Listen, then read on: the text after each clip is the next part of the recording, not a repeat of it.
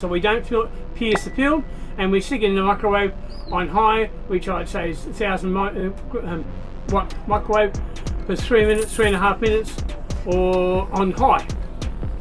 Then you let it stand for a minute, and so anyway, let's see where nuking.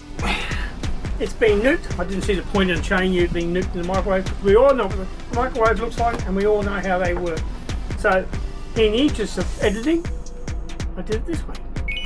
And let's see if it's lost anything in its weight. It's lost 15 grams in its weight, so it's now 389 as opposed to 350.